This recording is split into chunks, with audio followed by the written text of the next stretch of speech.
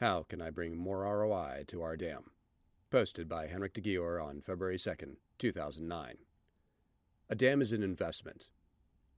What is an organization gaining from the implementation and utilization of a dam? Are you getting a continued return on investment? If you don't know, you are probably not getting much from your dam right now, or you may not be using it much either. This can be fixed. A dam is made to yield ROI if used properly. The benefits may be a combination of both hard costs and soft costs. Realistically, you have a dam. You've invested time and money into it. You obviously want to get your money's worth on a regular basis, right? Originally, one group or one department may have needed a dam when you first got it. If more people knew what dam could do for them, they would want it to use it too. That is a good thing.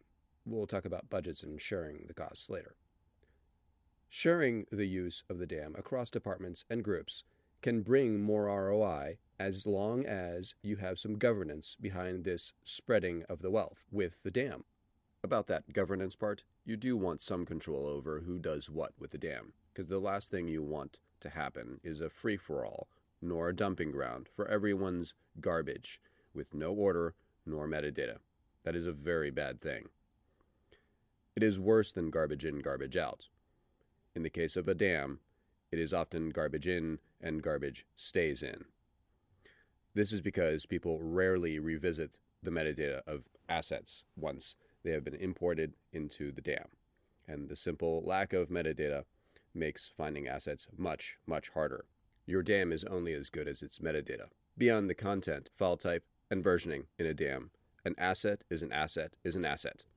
You need to be able to find any asset quickly. If that is not happening, improve the dam's metadata and/or search functions to yield quicker and more accurate results. All of the people able to upload to the dam, aka power users, should be well-trained, disciplined, and methodical.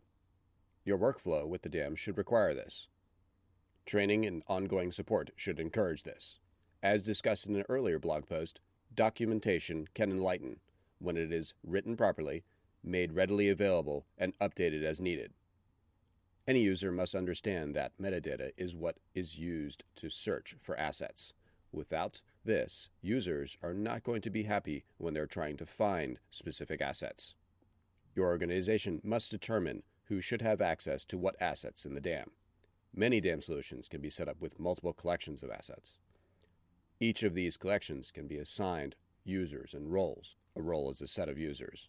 Your organization can deem whether to give permission to specific users to access specific collections in the dam.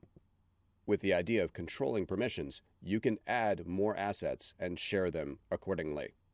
If you really look at what assets are in the dam and what assets could be added to the dam for use throughout departments, it is rare to see only a select few individuals needing access to these assets.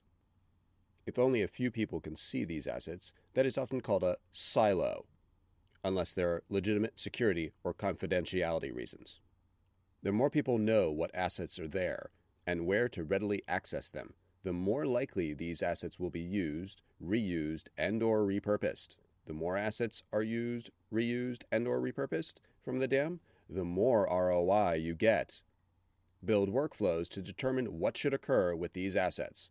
If you share assets throughout the organization, you could share the costs of the dam throughout different departments which use the system.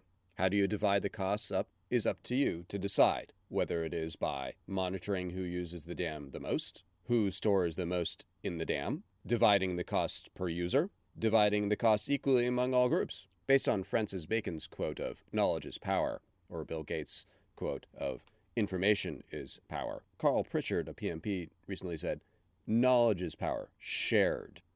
Otherwise, no one knows about it. A dam is all about sharing assets among users.